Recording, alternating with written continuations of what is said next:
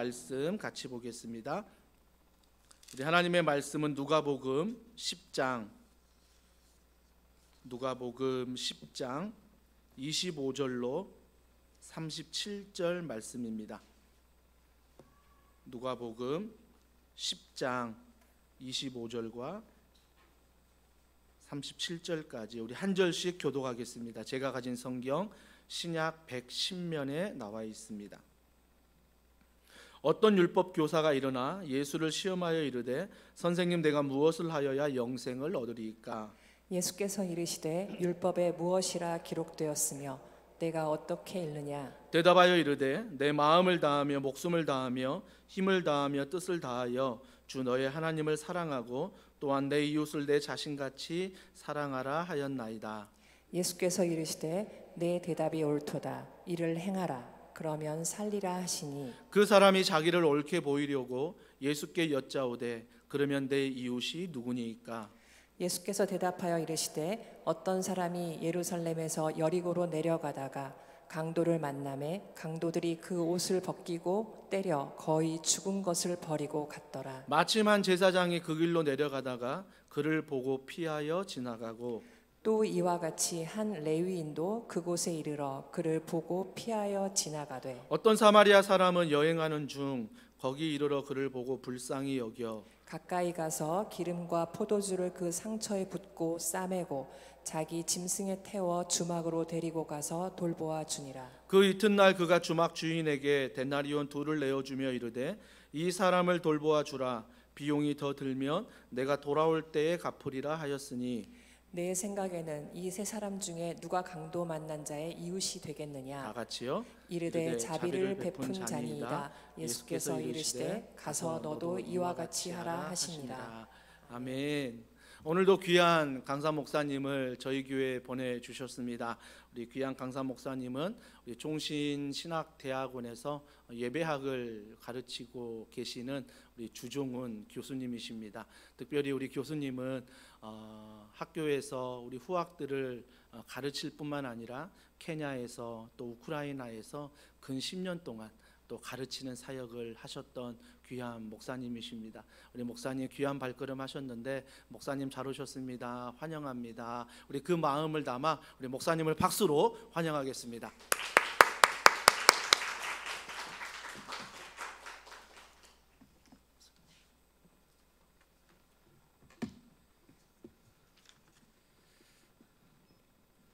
감사합니다. 늘 전에도 신실하게 계셨고 또 지금도 우리 가운데 계시며 장차 오실 그리스도 예수의 은혜와 사랑과 평안이 더 원 사랑의 교회 믿음의 가족분들에게 가득하기를 소망하며 인사드립니다. 맞죠? 더 원 사랑의 교회.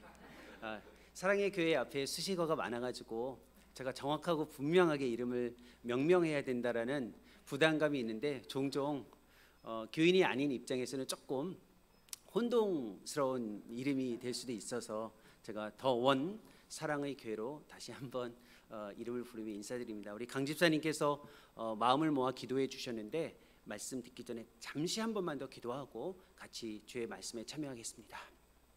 살아계신 하나님 아버지, 신실하신 주님의 은혜를 감사합니다.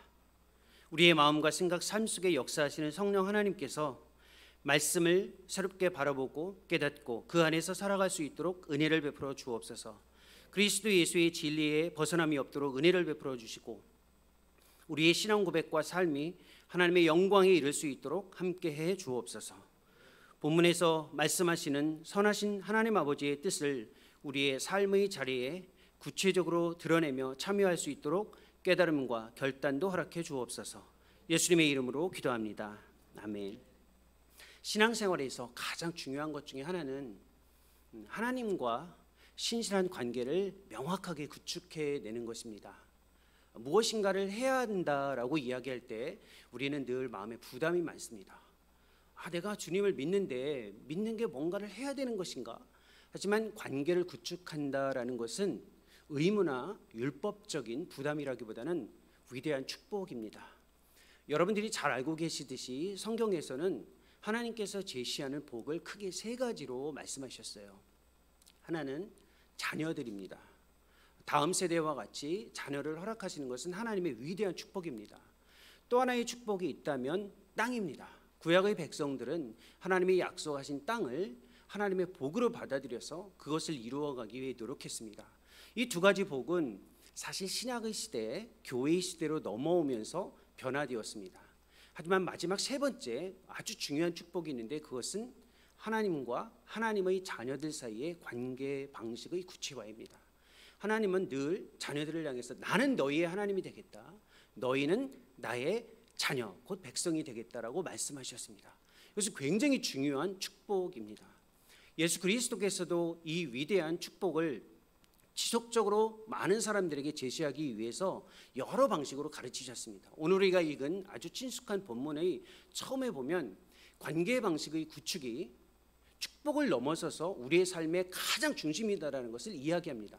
여러분들이 잘 알고 기억하시는 대로 어떤 율법 교사가 예수님께 찾아와서 질문을 하고 대화를 주고받습니다. 그때 그 질문이 무엇이냐면 영생에 관한 질문입니다. 영생은 또 다른 말로 하면 구원일 수도 있고 삶의 가장 풍요로운 모습이라고 이야기할 수 있습니다. 어떤 언어를 쓰든 영생, 기독교 신앙에서 영생보다 더 중요한 단어는 찾아보기 어렵습니다. 그런데 그 영생이 무엇이냐라고 물어보았을 때 예수님께서 반문하셨습니다. 율법, 그 성경에서 무엇이라고 이야기하느냐. 근데 이 율법 선생님은 잘 알고 있었습니다. 그래서 답변했죠. 무엇이라고 답변했습니까? 하나님을 사랑하는 것과 이웃을 사랑하는 것이 곧 영생이다라고 이야기했습니다. 사랑은 관계의 방식입니다. 하나님을 사랑하고 이웃을 사랑하는 것 자체가 영생과 직결되어 있다는 겁니다. 믿음을 갖고 믿음이 성숙한 다음에 사랑하는 것이 아니라 사랑을 할 때 우리의 믿음이 구체화되고 그 믿음의 모습이 좀 더 온전해질 수 있다는 겁니다. 결국 삶의 가장 풍요로움은 사랑할 때 주어진다는 겁니다. 따라서 나는 아직 믿음이 부족하기 때문에 조금 더 성숙한 다음에 사랑해야 됩니다라고 하는 것은 영생에 대한 이해를 잘못 갖는 것입니다. 구원에 대한 이해를 분명히 하지 못하는 것입니다. 우리는 삶의 가장 풍요로움이 내가 무엇인가를 생각하고 거기에서 응답이 주어질 때 정말 풍요롭다 생각할 수도 있고 아니면 뭔가 복잡한 사안에 대해서 지혜를 얻어야 될 때 하나님의 역사하심의 모습이다라고 생각할 수도 있는데 그렇지 않습니다. 정말로 중요한 것은 하나님과의 관계 방식, 이웃과의 관계 방식으로서의 사랑을 구체화할 때 주어집니다. 이것이 율법 교사와 예수님과의 대화를 통해서 살펴볼 수 있는 것인데 여기서 중요한 것이 있습니다. 우리가 읽은 본문의 28절 마지막에 보면 이 답변의 끝에 예수께서 이르시되 네 대답이 옳도다 이를 행하라라고 이야기했습니다. 지금까지 한국교회는 성경을 공부하는 데 집중했습니다. 아주 중요한 일이고 가치 있는 일입니다. 신앙을 확신하는 일에 힘을 모았습니다. 정말로 중요합니다. 아주 예리한 질문을 찾아서 목사님께, 전도사님들께 질문을 하며 신앙의 변증을 요구하기도 했습니다. 지난 수십 년간 한국교회는 좋은 질문을 찾아내고 성경을 열심히 공부하고 신앙을 확신하기 위해 노력했습니다. 하지만 예수님께서 진짜 원하시는 것은 이 모든 것들보다 사랑의 즉 관계의 방식에 구체화된 신앙을 실천하라는 것입니다.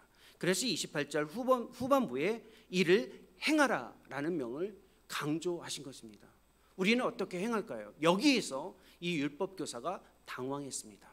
하지만 이 당황에도 불구하고 또 하나의 질문을 던졌습니다. 그러면 관계의 방식, 즉 사랑의 대상이 누구인지에 대한 질문을 하고 그 질문에 대한 답변을 예수님께서 이야기로 풀어가십니다. 이 이야기는 얼마나 유명합니까? 어쩌면 성경학교나 청소년부 수련회에서도 이 이야기가 단골 메뉴처럼 성경의 메시지로 주어집니다. 한 사람이 예루살렘에서 여리고로 내려갔습니다. 그 가는 길이 편안한 길은 아니었을 거예요. 강도들이 많았습니다. 강도를 만났어요. 그리고 가지고 있는 것을 다 빼앗기고 얻어맞았고 거의 죽을 정도로 버림을 받은 다음에 그는 남겨졌습니다. 제사장과 레위인이 보고 피해 지나갔다라고 이야기하고 한 사마리아 사람이 와서 보고 도와서 치료하는 데에 직접적인 도움을 제공해 줄 뿐만 아니라 주막으로 옮겨서 주인에게 이야기합니다. 이 사람을 좀 잘 돌봐줘라. 혹시 만약에 비용이 더 들면 내가 지금은 2데나리온을 줄 텐데 조금 더 써라. 내가 돌아올 때 갚아주겠다라고 부탁을 합니다. 이렇게 이야기가 마무리됩니다. 이렇게 친숙한 이야기, 정말 오랫동안 신앙생활 하셨더라면 이 이야기는 정말로 친숙한 본문이고 이 이야기를 읽는 동시에 메시지까지도 무엇인지 마음속에서 이미 확신하게 됩니다. 이 본문은 불쌍한 사람, 도움이 필요한 누군가를 향해서 도와줘야 된다라는 도덕적인 교훈을 제시하기 위해서 이야기하지 않습니다. 그렇게 피상적으로 단순히 도움이 필요한 누군가에게 다가가서 도움을 제공해 주어라라고 이야기할 정도의 도덕적 교과서로 누가가 복음서의 이 내용을 담아낼 이유는 그리 많지 않습니다. 예수님께서도 이 이야기를 하실 때에 단순히 그냥 옆에 있는 이웃, 누군가 도움이 필요한 자들에게 도움을 제공하라라는 도덕적인 의미로 이 메시지를 제시하지는 않으셨다라는 것이 모든 성경을 연구하는 학자들의 공통적인 내용입니다. 그럼 이 본문은 무엇을 이야기하는 걸까요? 착하고 선하게 살아가는 것이 아니라 우리와 신실한 관계를 구축하시는 그리스도 안에서 우리가 어떻게 살아가야 하는지, 우리에게 다가오시며 관계의 방식을 구체화하시는 그리스도 앞에 우리가 무엇을 반응해야 할지에 대해서 이야기해 주는 본문입니다. 굉장히 다양한 의미를 이 이야기 속에서 품고 있는데 이 이야기의 내용을 통해 우리의 신앙을 같이 한번 생각해 보았으면 좋겠습니다. 이 이야기의 30절에 보면 굉장히 중요한 인생의 여러 측면들을 담아내는 메시지를 제시해 주고 있습니다. 30절을 한번 보십시오. 아마 성경을 가지고 계시면 펴 있는 것을 보셔도 되고 혹시 스크린에 보여지면 그냥 보셔도 되고 편하신 대로 보시면 됩니다. 30절에 이렇게 표현이 되어져 있습니다. 예수께서 대답하여 이르시되 하면서 이야기가 시작되죠. 어떤 사람이 예루살렘에서 여리고로 내려가다가 라고 되어 있습니다. 어떤 사람은 그리스도 안에서 살아가는 모든 사람들을 뜻할 수 있습니다. 우리는 인생을 어느 한 곳에서 또 다른 곳으로 이동하는 여정으로 받아들이는 것이 아주 중요합니다. 인생은 끊임없이 정착이나 고정된 장소에서, 자리에서 안정을 취하는 것은 아닙니다. 물론 우리가 살아가는 집이 있고 장소가 있지만 하나님 앞에서의 관계 방식에서 우리의 인생은 끊임없는 여정입니다. 이 여정을 생각할 때 많은 사람들이 낭만적으로 생각합니다. 여행을 떠난다, 아니면 복잡한 현실로부터 뭔가 좀 벗어난다라고 생각하는데 그런 의미가 아닙니다. 여정, 끊임없이 이동하는 것 얼마나 불편합니까? 얼마나 안정적이지 못합니까? 얼마나 힘겨운 삶의 모습입니까? 여기서 말하는 여정이라는 것은 불편한 현실에 대한 분명한 이해를 가지고 있어야 된다는 겁니다. 여러분이 잘 알고 계시는 바울을 생각해 보십시오. 바울은 끊임없이 얻어맞고 모함받고 상처받고 거친 삶을 살았습니다. 심지어는 신약의 교회의 그리고 신학의 모든 것들을 완성할 정도로 위대한 사람으로 알려져 있지만 사실은 사람들에게 쫓겨서 늘 항상 불편한 삶을 살았던 사람이 바로 바울이었습니다. 여러분들이 알고 또 한 번쯤 접해 보셨을 어거스틴이라는 사람이 있습니다. 이분도 인생을 이야기할 때 항상 이야기했습니다. 하나님을 향해 끊임없이 쉼없이 나아가는 여정이라고 이야기했습니다. 그래서 고백록이나 신의 도성, 신국론과 같은 글에서 인생 전체를 하나님을 향해 가는 여정으로 담아냈습니다. 17, 18세기에 와서도 우리 기독교 신앙에서 큰 영향을 미쳤던 존 버년이 쓴 기독교의 고전을 생각해 보십시오. 거기에 보면 존 버년이라는 사람이 철로역정이라는 책을 그 시대에 남겼습니다. 오늘날 우리는 기독교 신앙을 이야기할 때 항상 여정으로 받아들이는 것이 우리에게 있어서 굉장히 중요합니다. 안주하고 싶죠. 뭔가 편안하게 고정된 삶을 살아가고 싶습니다. 그렇지만 그렇지 않습니다. 그리고 쉽지 않습니다. 한국에서의 신앙생활, 어쩌면 여러분들의 삶은 끊임없이 여정과 같이 때로는 불편하고 때로는 어색하고 쉽지 않은 길을 지금도 가고 있을 것입니다. 목사님께서 말씀하셨던 것처럼 제가 케냐와 우크라이나에서 선교 사역을 했습니다. 그 과정에서 제가 경험했던 것은 불편함, 안정되지 못하는 것에 대한 연속이 어떤 의미인지 삶으로 받아들이는 것이었습니다. 쉽지 않죠. 주거의 문제, 신분의 문제, 또 살아가는 삶의 문제에 있어서 아주 여간 힘든 것이 아닙니다. 한국 교회뿐만 아니라 한국 사회 전체에 가장 주목받고 있는 뉴스거리가 무엇입니까? 자연재해를 빼면 대부분 거주의 문제입니다. 끊임없이 사람들은 안정하고 싶어합니다. 하지만 기독교 신앙은 물리적인 안정보다 내면에서 하나님을 향해 끊임없이 이동하는 여정을 받아들여야 된다는 것입니다. 그러면 그 다음 단계가 보입니다. 30절 중반부에 어떤 사람이 예루살렘에서 여리고로 내려가다가 강도를 만나매라는 독특한 표현이 나옵니다. 가는 과정에 강도를 만났습니다. 이 길은 강도가 늘 있었습니다. 근데 이 사람이 알지 못했던 것은 그때 강도가 자기 자신에게 찾아올 것은 알지 못했습니다. 무엇을 뜻하는 걸까요? 우리의 여정과 같은 인생에서는 예측 가능성이 많지 않다는 겁니다. 인생을 지나치게 예측하지 말라라는 뜻입니다. 예측할 수 없는 인생의 상황을 받아들이고 인정하라라는 것이 그리스도께서 우리에게 말씀하시는 뜻입니다. 우리는 늘 항상 인생을 계획합니다. 계획 자체는 문제되지 않습니다. 문제는 그 계획에 하나님을 통제하려고 하는 데 문제가 있다는 겁니다. 자신이 계획을 세웁니다. 그 계획을 세우고 그 안에서 하나님이 어떻게 역사하실지를 명확하게 담아내려고 합니다. 심지어는 자기 자신의 계획에 하나님을 통제하려고 노력한다는 것입니다. 이것이 아주 위험합니다. 그래서 계획을 세우는 삶 자체가 문제가 아니라 그 계획을 신앙적으로 영적으로 잘못 왜곡해서 계획 안에 하나님을 담아내려고 하고 그 계획 안에서 하나님의 역사를 이끌어가려고 하는 것이 문제가 될 수 있다는 것입니다. 그래서 신뢰의 대상을 혼동하지 말라는 것입니다. 예측하지 못하는 삶을 여러분들이 인정할 때 여러분의 신뢰의 대상이 누구인지 무엇인지를 분명히 이해할 수 있습니다. 아무것도 예측할 수 없을 때, 아무것도 내 삶이 무엇인가 확실한 것이 없을 때 주어지는 굉장히 중요한 신앙의 유익과 훈련이자 아주 좋은 도움이 하나 있습니다. 내 삶의 유일한 신뢰의 대상이 하나님이라는 것을 선명하게 받아들인다는 것입니다. 한국 분들 그리고 한국의 그리스도인들이 생각보다 이 일이 굉장히 어색한 모습으로 나타났습니다. 저는 2000년대 초반 한국을 떠나서 2년 전에 다시 한국으로 들어왔습니다.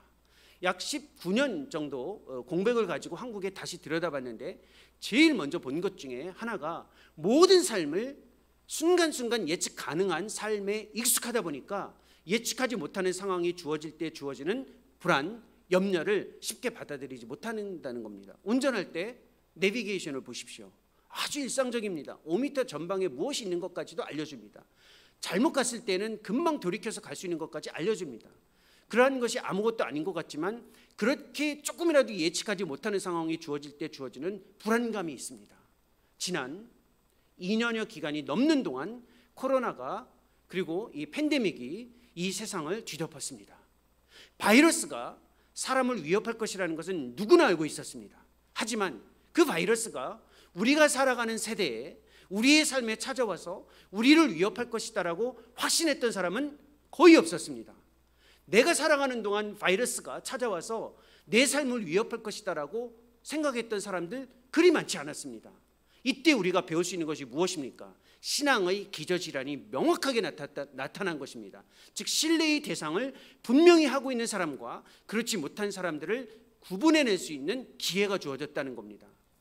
오랫동안 어떤 상황에서도 하나님을 신실하게 신뢰했던 사람들은 팬데믹이 찾아와도 흔들리지 않았습니다.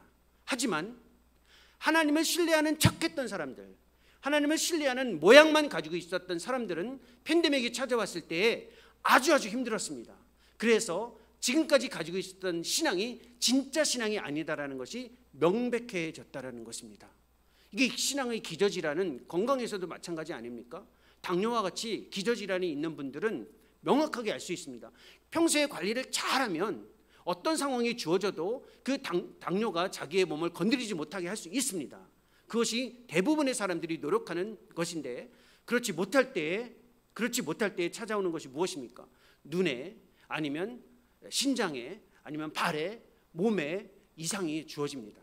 지금 우리 시대의 기독교인들이 이러한 모습을 드러내고 있습니다. 어떤 사람들은 흔들림 없이 갑니다. 왜? 신앙은 처음부터 하나님과의 신실한 관계를 구축하는 것에 집중해 왔기 때문에 그렇습니다. 근데 많은 사람들이 신앙을 어떤 상황에서 또 다른 상황으로 전환하기 위한 수단으로만 썼던 사람들은 신뢰의 대상이 하나님이 아니라 자기의 계획이었습니다. 이러한 사람들이 명확하게 나타났다는 겁니다. 여러분의 삶은 어떻습니까? 정확하게 하나님을 신뢰하고 계십니까? 다윗을 보십시오. 그 힘겹고 어려운 다윗은 끊임없이 자연에서 도피하면서 살았습니다. 밤에 정말 야생에서 생활하는, 쫓기는 그 생활에서 짐승의 소리 하나만 가지고도 몸이 불안하고 떨렸을 것입니다. 그때 다윗이 할 수 있는 일이 무엇이었겠습니까? 하나님을 신뢰하는 것이었습니다. 하나님을 신뢰하는 그 신앙 때문에 다윗이 위대한 신앙의 모습, 신뢰의 사람으로 우리 가운데 알려져 있는 것입니다. 저도 케냐에 처음 갔을 때 생활하는데 굉장히 힘들었던 것 중에 하나가 물과 전기가 불안정하다는 겁니다. 언제 전기가 나갈지, 언제 물이 끊어질지 모릅니다. 만약에 한국에서 전기가 나가거나 물이 끊어지면 바로 한국전력에 전화하거나 수자원공사인가요? 전화해가지고 왜 예측 없이 전기가 끊어집니까? 왜 물이 안 나옵니까? 라고 민원을 제기할 겁니다. 그렇죠? 근데 제가 있었던 케냐에는 그런 걸 할 수가 없어요. 그러니까 생활의 근간 자체가 안정적이지 못하니까, 예측할 수 없으니까 늘 항상 입에 주님 저희에게 자비를 베풀어 주소서, 주님을 신뢰하면서 그저 외적으로 주어지는 것에 의존하지 않고 하나님을 절대 신뢰하면서 살아가는 신앙의 훈련이 이루어질 수 있다는 것입니다. 여러분은 그 훈련을 먼저 할 수 있어야만 강도 만난 자의 모습에 비추어진 우리의 인생을 이해할 수 있습니다. 그런데 그 다음 단계가 아주 독특합니다. 강도를 만남에 강도들이 그 옷을 벗기고 때려 거의 죽은 것을 버리고 갔다라고 이야기합니다. 이것이 우리의 인생에서 굉장히 중요합니다. 자, 보십시오. 세 가지 모습입니다. 옷을 벗기고, 이게 무슨 뜻입니까?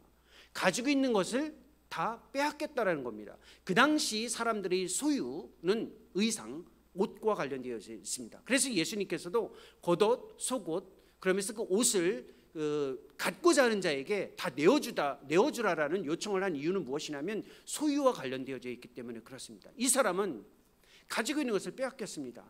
또 어떤 모습을 가지고 있습니까? 이 사람은 얻어맞았습니다. 상처받은 사람입니다. 누군가에 의해서 상처를 받은 사람입니다. 그리고 거의 죽게 되어서 버려진, 정말 외롭게 처절하게 그냥 버려진 삶을 그냥 살아갈 정도의 모습으로 남겨진 모습입니다. 여기에서 여러분들이 주의할 것이 하나 있습니다. 우리는 항상 이 강도 만난 자의 모습을 보면서 누가 강도 만난 자의 모습으로 있는지를 향해 우리의 눈을 주변을 향해 보고 그리고 찾습니다. 그렇게 해서는 안 됩니다. 우리는 늘 항상 옆에 누군가가 힘든 사람이냐, 누군가가 상처받은 사람이냐, 누군가가 버려진 사람이냐를 먼저 찾습니다. 그렇게 해서는 안 됩니다. 왜냐하면 이 모습은 우리 자신의 모습이기 때문에 그렇습니다. 이 자신의 모습을 먼저 인정하지 못하면 항상 다른 사람들로만 그리스도의 도우심이 필요한 대상으로 고정하기 때문에 그렇습니다. 주님께서 우리에게 요구하시는 것은 나 자신의 모습을 먼저 확인하라는 것입니다. 여러분, 갖고 있는 것 때문에 늘 항상 뱅크 어카운트에 잔액이 얼마나 남아있는지, 내가 살아가고 있는 삶에 가지고 있는 재산이 얼마인지, 내가 누군가로부터 상처를 받아서 힘겹게 살아가고 있는 모습이다라는 것 스스로 경험하고 있지 않습니까? 무엇인가 항상 남들과 함께 있는 것 같지만 버려진 사람처럼 힘겹게 살아가고 있는 모습을 드러내는 것이 우리 자신의 모습 아닙니까? 정말로 중요한 것은 강도 만난 이 사람을 먼저 찾지 마시고 자기 자신의 모습에 이러한 강도 만난 자의 모습이 있다는 것을 인정해야 된다는 것입니다. 이걸 못하는 이유가 있습니다. 왜냐하면 그리스도를 가까이 할 때 우리는 항상 어느 수준에 있어야 그리스도를 가까이 할 수 있다고 생각하기 때문에 스스로를 속이려고 합니다. 하지만 그리스도는 있는 모습 그대로를 받아들이시는 분입니다. 있는 모습 그대로를 인정해 주시는 분이십니다. 조금 더 나아져야 잘 받아주시고 조금 부족하면 덜 받아주시는 분이 아닙니다. 먼저 자기 자신을 정직하게 인정하십시오. 여러분이 어떤 사람인지를 먼저 인정하셔야만 여러분 주변에 있는 사람을 새롭게 볼 수 있습니다. 이 강도 만난 자의 모습이 여러분 자신이라면 이때부터 그리스도의 은혜가 여러분에게 훨씬 더 선명하게 주어질 수 있습니다. 그런데 뒷부분에 보면 아주 독특한 그리고 친숙한 표현이 나옵니다. 31절과 32절의 내용은 이렇습니다. 제사장과 레위인이 똑같은 방식으로 길을 가다가 그 사람을 보고 피해 지나갔다라고 이야기합니다. 보고 피해 지나갔습니다. 길을 가는데 보고 피해 지나갔습니다. 이러면서 우리는 이 제사장 레위인을 문제 삼으려고 합니다. 어떻게 이럴 수 있을까? 왜냐하면 제사장과 레위인이 어떤 사람이에요?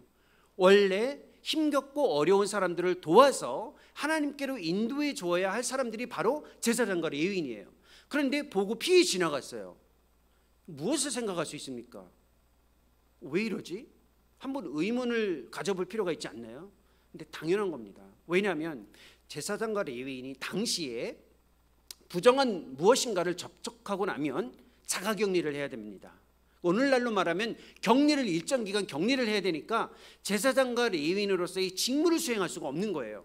그러니까 자기 자신의 직무를 수행하기 위해서 피해 지나간 것은 일면 타당한 이유가 있는 겁니다.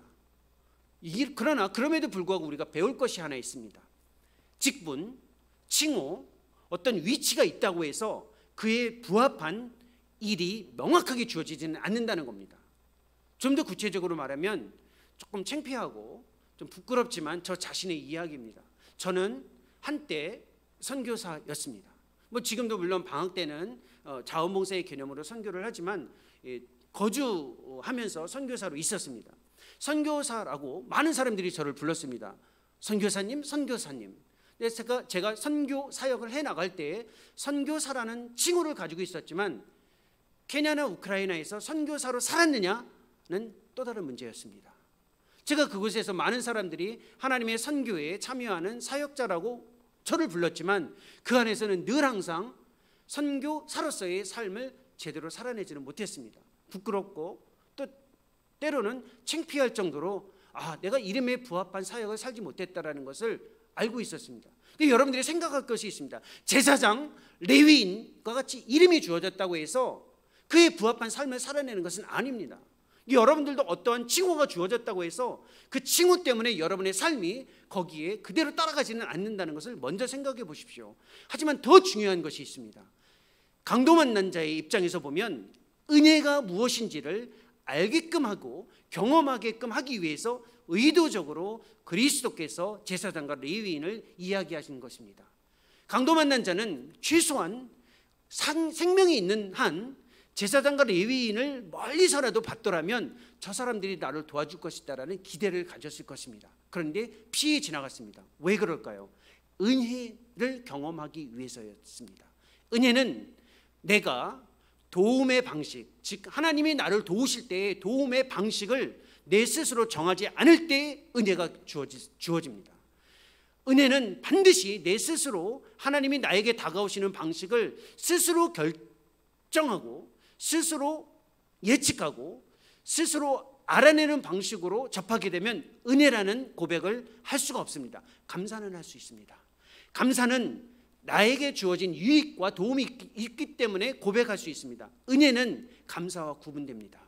은혜라는 것은 전혀 예기치 않는 방식과 전혀 예기치 않는 모습으로 자기 자신에게 주어지는 하나님의 손길입니다. 이게 은혜입니다. 요셉을 생각해 보십시오. 요셉은 어떤 사람이었습니까? 요셉은 하나님의 사랑을 받았지만 웅덩이에 빠져서 스스로 아무것도 생각할 수 없었습니다. 그래서 성경에서 은혜를 이야기할 때는 항상 웅덩이나 구덩이와 같은 표현을 합니다. 시편에서도 깊은 수렁에서 우리를 건져주셨다라는 표현을 하는 이유는 은혜에 대한 표현 때문에 그렇습니다. 은혜라는 것은 자기 스스로 회복의 가능성을 찾을 수 없을 때 은혜가 주어지는 겁니다. 왜냐하면 전혀 예측하지 않은 상황에서, 즉 밖에서 자기 자신에게 주어지는 하나님의 도우심을 경험할 때만 은혜의 고백이 이루어질 수 있기 때문에 그렇습니다. 요셉은 그렇게 밖에서 주어지는 도움으로 되살아난 인물입니다. 예레미야도 마찬가지였습니다. 정말 하나님을 위해서 신실하게 노력했던 예레미야를 생각해 보십시오. 그 예레미야가 주의 말씀을 증거하다가 왕궁 뜰에 있는 오물 구덩이에 빠졌습니다. 아무것도 예측할 수 없는 그 상황에 내려온 것이 헝겊 조각으로 이어서 그를 건져낸 모습이었습니다. 은혜는 이렇습니다. 우리가 은혜를 경험한다라는 것은 하나님의 도우심이 어떻게 주어질지 규정하지 말라는 겁니다.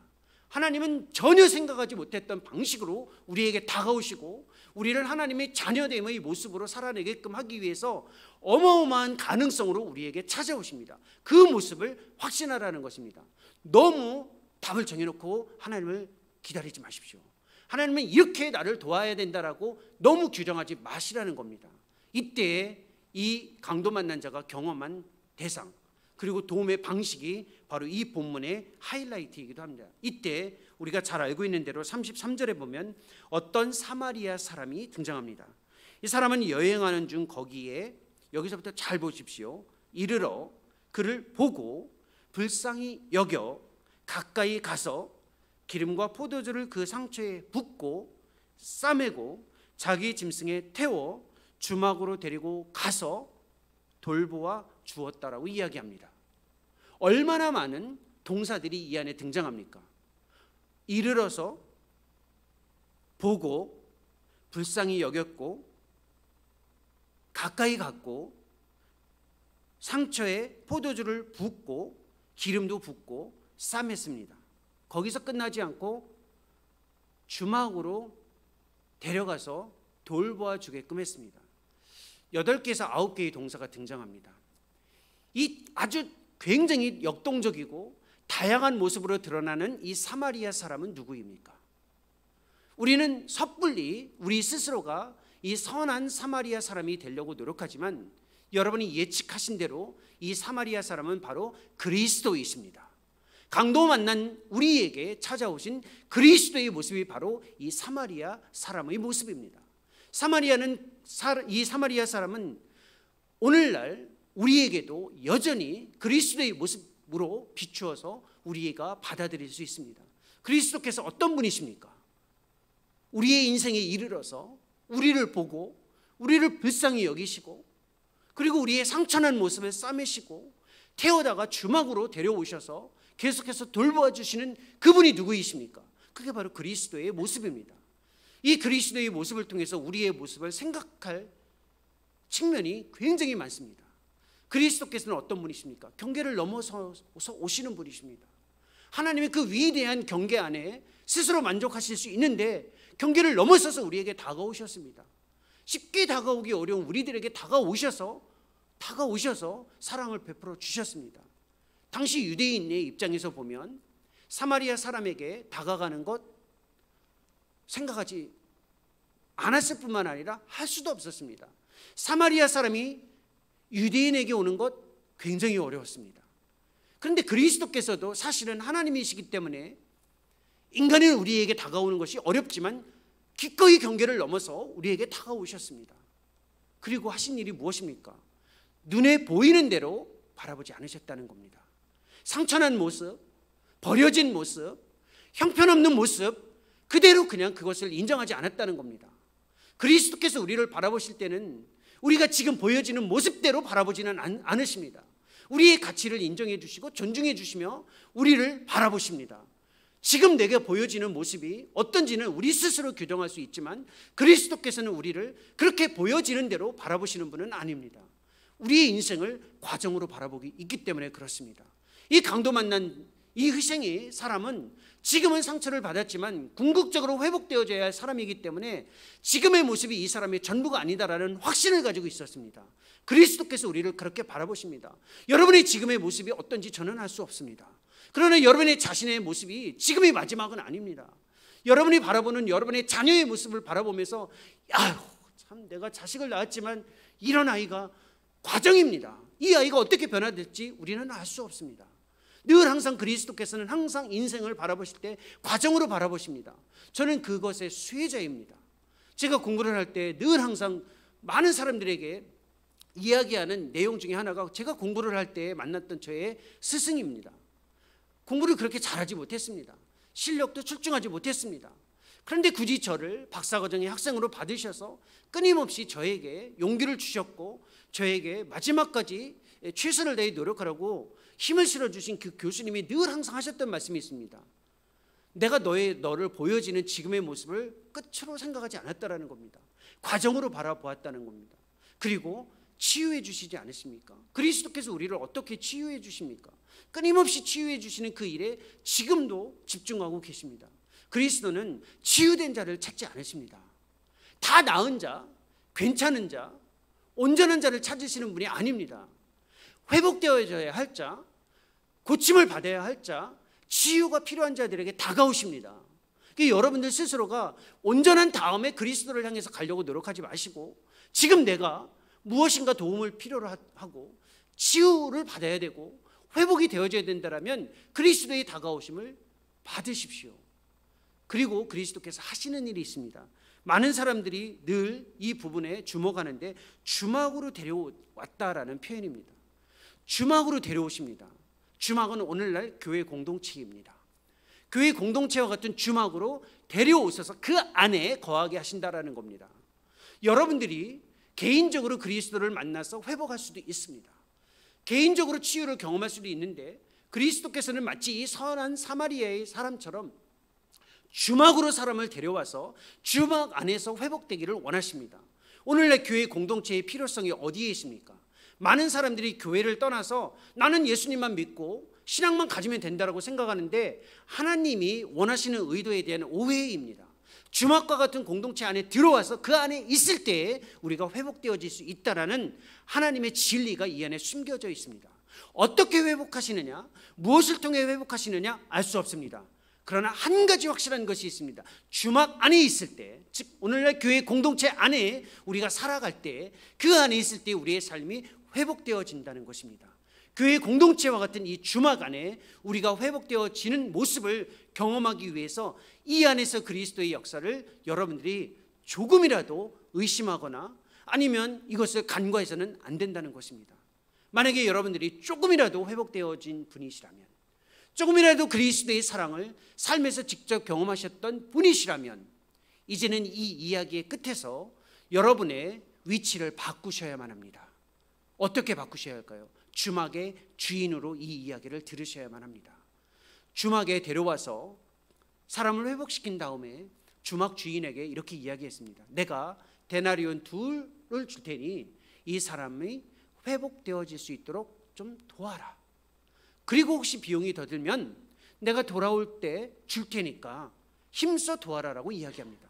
여러분들이 조금이라도 그리스도의 은혜를 힘입으신 분들이라면, 조금이라도 그리스도의 도우심과 회복의 은혜를 입으신 분이라면 주막 주인에서 이 이야기를 이제 들어보십시오. 옆에 있는 형제 자매들, 그리스도께서 데려오신 분입니다. 여러분이 선택한 분은 아닙니다. 여러분이 데려온 사람이 아닙니다. 그리스도께서 이 주막 안으로 데려오셨습니다. 데나리온 2은 데나리온 하나가 노동자가 하루가 일했을 때에 받는 품삯입니다.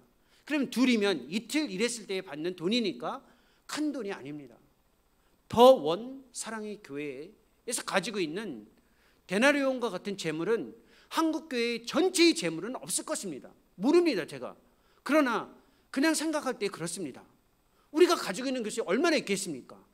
많고 적음의 문제가 아닙니다. 가지고 있는 것에 힘써 주께서 보내주신 이 주막 안으로, 더원 사랑의 교회 안으로 보내신 믿음의 형제 자매들을 회복하시는 데에 우리가 힘써 수고하고 노력하는 그 요청을 이제 받아들여야 된다는 것입니다. 이것을 기독교 역사에서는 환대의 사역이다라고 이야기했습니다.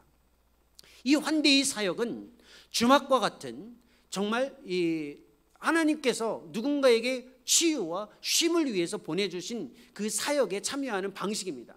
그런데 환대는 기독교의 사역은 아닙니다. 원래 환대의 사역은 모든 문화에서 다 가지고 있는 사역입니다. 그런데 기독교적 환대, 즉 주막 안에서 주막 주인이 하는 것과 같은 기독교적인 환대의 차이가 있습니다. 그 차이가 급진적 환대라는 것입니다. 환대는 항상 되갚을 수 있는 사람들에게만 환대했습니다. 그런데 기독교의 환대는 되갚지 못하는 상황이 있다 하더라도 무조건 그 환대를 제공했다라는 것이 기독교의 환대의 특징입니다. 누군가가 도움이 필요한다면, 누군가에게 웰컴, 환영을 해야 된다면, 누군가의 삶의 가치를 인정해 줘야 된다면 그 사람이 나에게 되갚지 못해도 하는 것이 기독교의 환대입니다. 그게 주막의 사역이기도 합니다. 또 하나 기독교의 환대의 특징이 있는데 그것은 영어로 말하면 margin이라는 언어를 쓰는데 항상 중심이 아니라 주변으로부터의 환대라는 겁니다. 초대교회가 아주 강력한 공동체였습니다. 초대교회보다 더 강력하게 하나님을 신실하게 의존하며 역사적으로 그 영향력이 있었던 시기가 사실상 거의 없었습니다. 그런데 그 초대교회는 당시 로마와 히랍의 문화의 사회적 상황에서 항상 초대교회는 주변에 있었습니다. 항상 구석진 자리에 있었습니다. 그런데 어떻게 그 하나님의 위대한 사역에 참여할 수 있었을까요? 바로 주변으로부터 일하시는 하나님의 섭리 때문에 그렇습니다. 더원 사랑의 교회는 아마 이 지역 전체의 가장 중심지에 있지는 않습니다. 시청도 아니고 행정의 중심지도 아닙니다. 어쩌면 지나가는 길목에 있는 5층에 있는 이 위치에 있기 때문에 마진, 즉 주변에 있는 위치일 수도 있습니다. 하지만 여기에서 베푸는 이 환대의 사역을 통해 하나님의 위대한 일은 지속되고 있습니다. 그리고 그 일에 여러분들을 초청하시는 것입니다. 이제 여러분들이 마음과 생각, 삶에 생각해 보십시오. 선한 사마리아 사람, 즉 그리스도께서 강도 만난 우리의 삶에 찾아오셔서 회복해 주셨고 우리의 삶을 다시 한번 신실하게 그 사랑에 반응하는 모습으로 초청하십니다. 이 위대한 일에 여러분의 모습이 좀 더 적극적으로 반응하기를 소망합니다. 같이 기도하겠습니다. 하나님 아버지, 그리스도 예수께서 오늘 우리에게 말씀하시는 선하신 뜻을 다시 생각합니다. 우리의 인생은 끊임없는 여정이고 예측할 수 없는 상황으로 주어집니다. 저희는 가진 것으로 염려하고 누군가가 우리에게 던져준 상처 때문에 힘들어하고 버려진 모습처럼 외로움에 절절 매며 살아가고 있습니다. 우리 스스로 그리스도의 은혜를 규정할 수 없으나 신비스럽게 찾아오시고 경계를 넘어 다가오셔서 우리를 회복하시는 그리스도 예수의 은혜의 손길에 믿음으로 반응할 수 있도록 은혜를 베풀어 주옵소서. 주막과 같은 오늘날 우리 시대의 그 하나님의 역사의 장소 더원 사랑의 교회가 하나님께서 보내신 자들을 향한 환대의 위대한 사역에 믿음으로 참여할 수 있도록 은혜를 베풀어 주시고 그리스도 예수의 위대한 사역 앞에 더욱더 풍성하게 주님을 향한 믿음으로 살아가게 해 주옵소서. 우리의 삶의 자리에서 수고하고 노력한 모든 것들을 주님 앞에 내어 맡기며 2 데나리온과 같이 허락받은 것을 주님을 위해 쓰기 위해 내어드립니다. 우리의 마음과 생각, 삶의 모습 전부가 하나님의 것이오나 우리에게 허락하신 것의 일부분을 주님께 내어드리며 바치는 모든 것들에 주의 선하신 역사가 있게 해주시고 주의 복음을 위해 하나님 나라를 위해 역사되어질 수 있도록 우리가 내어드리는 모든 예물도 주님께서 선하게 인도해 주옵소서.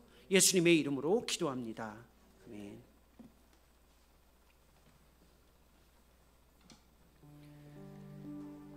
찬양하시면서 준비하신 예물을 하나님께 드리겠습니다.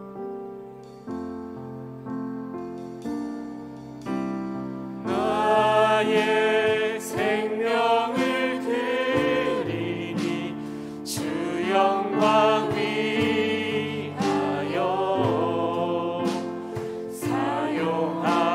사용하옵소서. 내가 사는 날 동안에 주를 찬양하며